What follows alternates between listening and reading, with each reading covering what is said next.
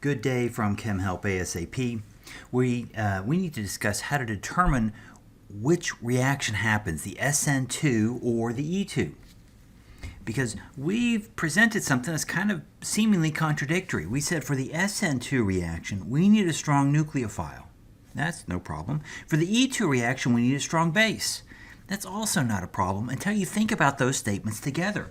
For both these reactions, we need some kind of electron-rich species. Normally, we're looking for some kind of unstable reactive anion that's going to drive these reactions, whether it's a nucleophile, which is electron-rich, or a base, which is electron-rich. So if we have something electron-rich, how do we tell? Is it going to be doing SN2 or an E2? Well, it depends. It depends on the identity of the anion, or the electron-rich species, and it depends on what the halide is, what its degree of substitution is. And if we think about this logically, we can figure out exactly what's going to happen. There's no mystery at all. So we learned about these great nucleophiles. This is the top row of this table. Why do we call those such good nucleophiles? Because if it's a methyl halide, they will always do an SN2. If it's a primary halide, those anions will react as nucleophiles and they'll do an SN2.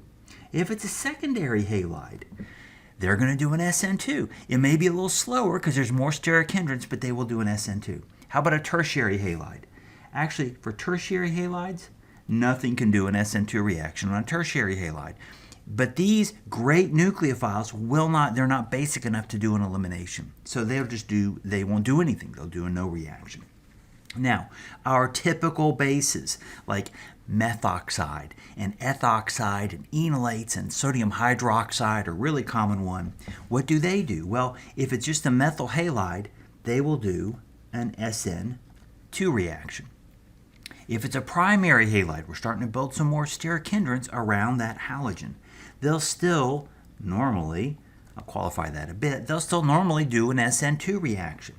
Once you go to a secondary halide, however, that is now too sterically hindered, and these electron-rich species, these anions, will stop behaving as a nucleophile, attacking the carbon that bears a halogen, and instead they'll just start removing hydrogens from the molecule, beta hydrogens.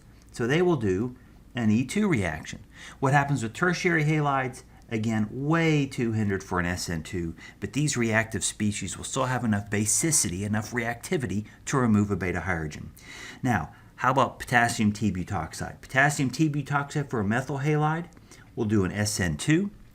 Once you get even a little bit of steric hindrance for this bulky base, this potassium T-butoxide, you are going to do an E2 on a primary halide, and then E2s on the secondary and tertiary as well. So this simple table will help you kind of navigate this question.